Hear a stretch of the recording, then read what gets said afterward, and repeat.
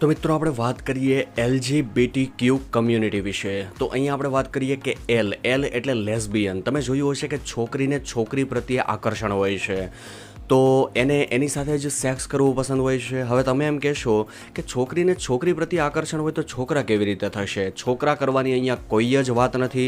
અહીંયા ફક્ત ને ફક્ત સેક્સ્યુઅલ પ્લેઝર જે છે, આનંદ લેવાની વાત છે, બરાબર છે.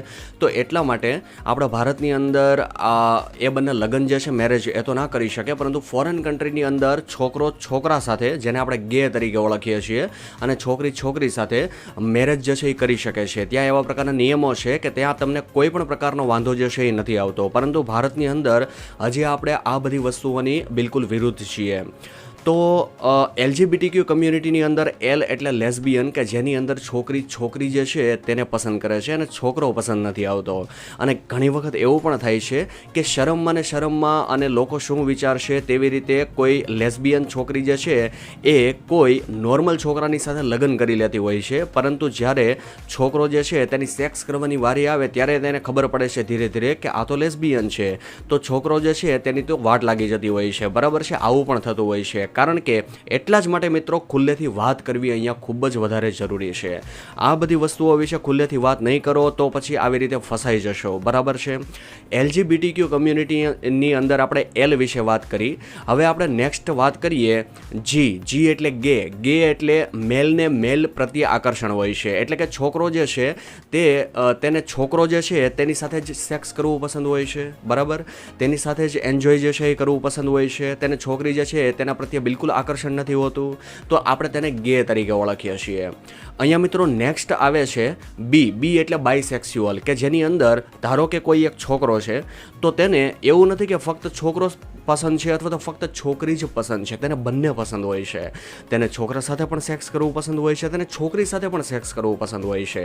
તો આપણે તેને કહી શકીએ બાયસેક્સ્યુઅલ, બરાબર છે. મિત્રો અહીંયા LGBTQ કમ્યુનિટી જે છે તેની અંદર નેક્સ્ટ આવે છે ટી એટલે ટ્રાન્સજેન્ડર, જેને આપણે હિજડા અથવા તો છક્કા તરીકે જે છે એ પણ ઓળખીએ છીએ, જેના વિશે આ વિડીયોની અંદર આપણે ડિટેલની અંદર વાત કરીશું, બરાબર છે. એટલા માટે વિડીયો મિત્રો આખો જોજો, કારણ કે આખો નહીં જોવો તો ઇમ્પોર્ટન્ટ ઇન્ફોર્મેશન છૂટી જશે. અને હું જેટલું સ્ટ્રેટ ફોરવર્ડ ગુજરાતીમાં સરળ ભાષાની અંદર વાત કરું છું, આવા વિડીયો તમને આખા યુટ્યુબ ઉપર નહીં મળે. તો ટ્રાન્સજેન્ડર જે છે એ કોને કહેવાય, એના વિશે આપણે, એનો લિંગ કેવો હોય છે, બરાબર છે. તેને સેક્સ કરવાની ઈચ્છા થાય છે કે નહીં, શું તે પ્રેગ્નન્ટ થાય છે કે નહીં, તેને છોકરો હોય છે પણ છોકરી જે છે તેને જેવા ઓર્ગન હોય છે, છોકરી હોય છે પણ છોકરા જેવા ઓર્ગન હોય છે, બરાબર. આ બધા જ વિશે આપણે વાત કરશું, તો વિડીયો આખો જોજો. LGBTQ કમ્યુનિટીની અંદર મિત્રો નેક્સ્ટ આવે છે ક્યુ એટલે એક ક્વેશ્ચનિંગ, જેને આપણે ક્વેર તરીકે પણ ઓળખીએ છીએ, કે જેનો ગુજરાતીમાં મતલબ તમને સમજાવું કે LGBTQ કમ્યુનિટીની અંદર ક્યુ નામની વેરાયટી જે છે એ નહોતી, પણ હવે એમાં એડ કરી દેવામાં આવે છે. ક્યુ એટલે ક્વેશ્ચનિંગ. આપણી એટલા અરબ લોકોની આબાદી છે, બરાબર છે, પણ અમુક પર્સન્ટેજ લોકો જે છે એ આ ક્યુની કેટેગરીની અંદર આવે છે. એનો જન્મ એવી રીતે થાય છે કે તમને મુશ્કેલ પડી જશે કે આ છોકરો છે, છોકરી છે, ગે છે, લેસ્બિયન છે કે પછી છક્કો છે, બરાબર ને. તમે એને આઈડેન્ટિફાય જ ના કરી શકો, મનમાં ક્વેશ્ચનિંગ જે છે એ ચાલતું રહે. તો આને ક્વીર તરીકે ઓળખીએ છીએ, ક્યુ કમ્યુનિટી, કે આપણને ખબર જ ના પડે, આપણે આઈડેન્ટિફાય જ ના કરી શકીએ કે આ કયા પ્રકારનો માણસ છે, બરાબર છે. હવે આપણે મિત્રો વાત કરીએ છક્કા એટલે કે હિજડા લોકોની, કે જેને આપણે રિસ્પેક્ટ જે છે એ બિલકુલ નથી આપતા. આપણે તેને હેરાન કરીએ છીએ અથવા તો એકદમ ગંદી નજરથી જોઈએ છીએ અને તેનાથી દૂર ભાગવાની કોશિશ કરીએ છીએ, પરંતુ આપણે એવું બિલકુલ ના કરવું જોઈએ, કારણ કે એ લોકોને એમાં બિલકુલ વાંક નથી મિત્રો. અહીંયા થાય છે કેવું કે જ્યારે માની લો કે તમે એક છોકરો છો, બરાબર છે, મેલ છો, તમારો જ્યારે જન્મ થાય ને, એટલે કે તમે તમારા માતાના ગર્ભની અંદર હોય ને, ત્યારે જે ઝાયગોટ બને, એટલે કે જે તમારી જે મમ્મી હોય છે તેનું ઈંડું હોય છે, બરાબર, અને તમારા પપ્પા હોય છે તેનું સ્પર્મ હોય છે, એટલે કે શુક્રાણુ હોય છે, એ બંનેનું જ્યારે મિલન થાય ને ત્યારે એક પ્રકારનું તમે જે છે એ બનો છો, બરાબર. શરૂઆતમાં તમે જે છે એ એક નાનકડા ઈંડા જેવા આકારના હોવ છો, જે ગર્ભાશયની દિવાલની સાથે ચીપકેલું હોય છે. પછી ધીરે ધીરે તમે મોટા થવા માંડો છો. જે ગર્ભનાળ હોય છે તેના દ્વારા પોષણ મળે ને, તો એટલા માટે. પરંતુ તમે જે છે એ એક છોકરો હોવ છો, તો એ છોકરો જે છે એ કેવી રીતે બને છે, તો જે ક્રોમોઝોમ આવે છે, પેલા એક્સ જેવા નથી આવતા ક્રોમોઝોમ, તો એની અંદર જો એક્સ અને વાય ક્રોમોઝોમ જે છે એ મિક્સ થઈ જાય ને તો છોકરો જન્મ લે છે, અને ડબલ એક્સ ક્રોમોઝોમ જે છે એ મિક્સ થઈ જાય તો છોકરી જન્મ લે છે. સીધી વસ્તુ છે. આપણે દુનિયામાં હર એક છોકરો અને છોકરી આવી રીતે જન્મતા હોઈએ છીએ, પરંતુ છક્કા અને હિજડા લોકો જે છે એ કેવી રીતે જન્મ લે છે? તો એની અંદર ક્રોમોઝોમની અંદર ગડબડી થઈ જાય છે. માની લો કે ડબલ એક્સ અને વાય ક્રોમોઝોમ જે છે એ ભેગા થઈ ગયા. માની લો કે ડબલ વાય અને એક્સ ક્રોમોઝોમ જે છે એ ભેગું થઈ ગયું, બરાબર છે?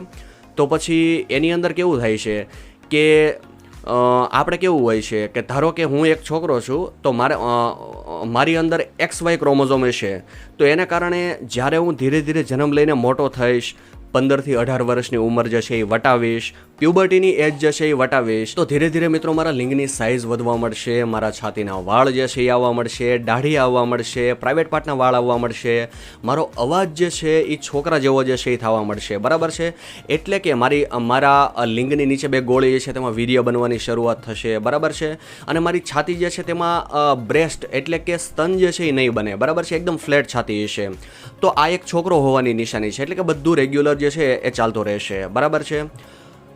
પણ જે લોકો છક્કા હોય છે, મારા તો ક્રોમોઝોમ જે છે એ એક્સ વાય હતા, પરંતુ છક્કા લોકોની અંદર તો એવું નથી, એમાં તો ક્રોમોઝોમની ગડબડી થઈ ગઈ છે.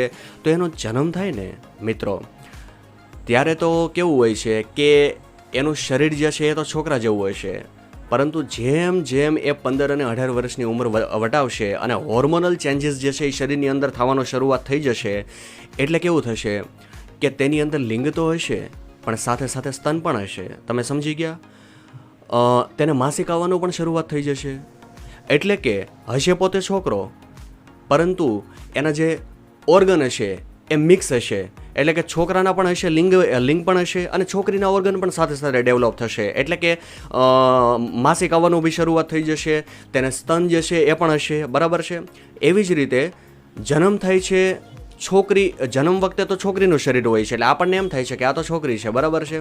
પરંતુ જેમ જેમ તે મોટી થશે, જેમ જેમ 15-18 વર્ષની ઉંમર વટાવશે, પ્યુબર્ટીની એજ જે છે એ વટાવશે, તો એના ઓર્ગન જે છે એ તો ફિમેલના હોવા જોઈએ, એટલે કે યોની અને સ્તન હોવા જોઈએ, પરંતુ સાથે સાથે લિંગ પણ એની અંદર જે છે એ આવશે. હવે બની શકે કે આ અંગ જે છે એ ફૂલ્લી ડેવલપ ના હોય, એટલે કે લિંગની નીચે 2 ગોળી છે તો એની નોર્મલ સાઇઝ જે છે એ વધારે મોટી હોય. એવું બની શકે કે લિંગ જે છે એ એકદમ નાનો હોય અને સ્તન એકદમ મોટા હોય. એવું બની શકે કે સ્તન એકદમ નાના હોય અને લિંગ મોટો હોય, બરાબર? લિંગની સાથે યોની પણ હોય, અમુક ભાગ જે છે યોનીનો પણ હોય, આવું પણ બની શકે.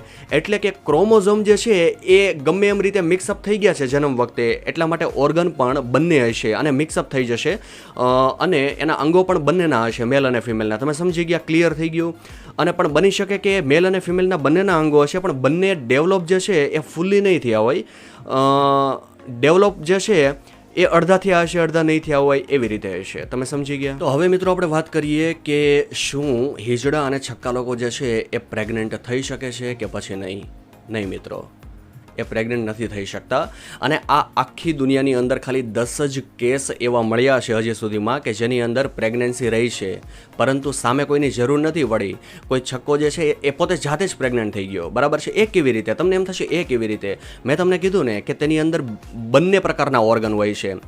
તેની અંદર લિંગ પણ હોય છે, નીચે 2 ગોળી પણ હોય છે, અને સાથે સાથે એને માસિક પણ આવતું હોય છે, બરાબર છે? એટલે કે તેના શરીરની અંદર જે ઈંડા હોય ને એ પણ બનતા હોય છે ફલિત થવા માટે. તો ઈંડા પણ પોતાના જ શરીરમાં હોય છે અને વીર્ય પણ પોતાના જ શરીરમાં બનતું હોય છે. તો એવું પણ બની ચૂક્યું છે એકચ્યુઅલીમાં કે 10 કેસીસ જે છે એ એવા આવ્યા છે કે પોતાના જ શરીરમાં એ ઈંડા અને પોતાના જ શરીરનું જે વીર્ય જે છે એ બંને સાથે મિક્સ થઈ ગયું અને પ્રેગ્નન્સી રહી ગઈ. તો આવા 10 કેસીસ હજી સુધી મળી ચૂક્યા છે. અહીંયા આપણે વાત કરીએ કે એ લોકો જે છે ને તેની પાસે ઓપ્શન્સ હોય છે સર્જરીના.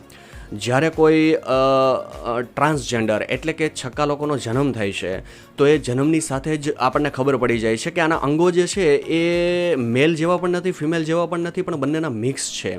તો ડૉક્ટર જે છે એ ત્યારે જ સર્જરી કરી અને માની લો કે મેલના ઓર્ગન જે છે એ કાઢી નાખે તો ફિમેલના ઓર્ગન જ ખાલી રહેશે. અને જો ફિમેલના ઓર્ગન જે છે એ જન્મ વખતે રિમૂવ કરી નાખે સર્જરી વડે તો ખાલી મેલના ઓર્ગન જ રહેશે, બરાબર છે? એટલે મિક્સ ઓર્ગન જે છે, મિક્સ અંગો જે છે તેની પ્રોબ્લેમ અહીંયા ખતમ થઈ જશે. પરંતુ મિત્રો અહીંયા બહુ મોટો ગેરફાયદો એ છે કે જન્મ વખતે અંગો તો સર્જરી વડે ડૉક્ટર જે છે એ પોતાના ડિસિઝન વડે કાઢી નાખે છે, પરંતુ જેણે જન્મ લીધો છે એ છોકરું તો નાદાન હોય છે, એની હજી સમજણ નથી આવી હોતી, બરાબર છે. તો એને તો ખબર નથી કે મારા જન્મ વખતે જે અંગો જે છે એ મેલના કાઢી નાખ્યા અને ફિમેલના જ રાખ્યા છે. હવે ધારો કે કોઈ છોકરો જે છે તેનો જન્મ થયો, મતલબમાં ટ્રાન્સજેન્ડરનો જન્મ થયો, અને તેના છોકરાના અંગો જે છે એ કાઢી નાખ્યા અને છોકરીના જ અંગો રાખ્યા, અને એ છોકરો જે છે એ મોટો થયો, બરાબર છે, અને પ્યુબર્ટીની એજ જે છે એ વટાવી, અને ત્યાર પછી એની જે અંદર જે છે એ ઈચ્છાઓ જે છે એ ઉત્પન્ન થઈ, બરાબર, એ તો છોકરા જેવી જ થઈ. જ્યારે એ મોટો થાય છે અને પ્યુબર્ટીની એજ જે છે ઉંમર જે છે એ વટાવે છે, ત્યારે એને રિયલાઇઝ થાય છે કે મને અંદરથી ઈચ્છા જે છે એ તો છોકરા જેવી થાય છે. સામેવાળી સેક્સ કેરેક્ટર છે એ ઓપોઝિટ કેરેક્ટર તો મને છોકરી પસંદ છે, બરાબર છે.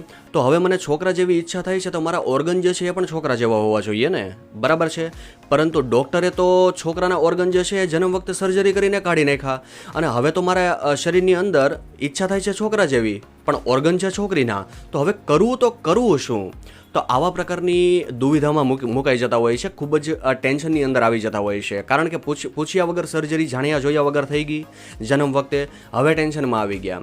તો એટલા માટે સર્જરી જે છે એ જ્યારે તે પ્યુબર્ટીની એજ વટાવે, તેને અંદર કઈ પ્રકારની ઈચ્છા થાય છે, પોતે કયા ઓર્ગન રાખવા અને કયા કાઢવા, એવા પ્રકારની કન્સન્ટ લઈ એની સાથે વાતચીત કરી અને ત્યાર પછી ડૉક્ટર જે છે એ તેની સર્જરી કરે તો ખૂબ જ સારું પડે છે. તો આવા પ્રકારની વસ્તુઓ જે છે એ પ્યુબર્ટી પછી ડિસિઝન લઈ તેની સાથે પૂછપરછ કરીને આપણે કરવી જોઈએ, બરાબર છે, અને કરે પણ છે લોકો. સર્જરી જે છે એ કરાવી લે છે કે જેના કારણે મિક્સ ઓર્ગનની તકલીફ જે છે એ દૂર થઈ જાય છે, બરાબર છે. હવે આપણે વાત એ કરીએ કે બની શકે કે શરીર છોકરાનું હોય, બરાબર, અંગો પણ છોકરાના હોય, પણ અંદરથી ઈચ્છા જે છે ફિલિંગ એ છોકરીઓ જેવી આવતી હોય. તો એટલા માટે એ છોકરીઓ જેવા કપડાં પહેરતો હોય, મેકઅપ કરતો હોય, બરાબર છે, વાળ જે છે એ થોડી વારે ઓળતો હોય, એની હરકતો અને લક્ષણો છોકરી જેવી હોય, બરાબર છે, એક્સપ્રેશન અને બિહેવિયર છોકરી જેવા હોય. આવા પ્રકારની વસ્તુઓ જે છે એ થઈ શકે છે, કારણ કે અહીંયા ક્રોમોઝોમની તકલીફ છે મિત્રો, તમે સમજી ગયા. બહારથી એકદમ છોકરા જેવો લાગતો હોય, પરંતુ હરકતો છોકરી જેવી હોય. સેમ એવી રીતે બહારથી છોકરી જેવી લાગતી હોય, પરંતુ હરકતો છોકરા જેવી હોય, બરાબર, મર્દાના હરકતો હોય.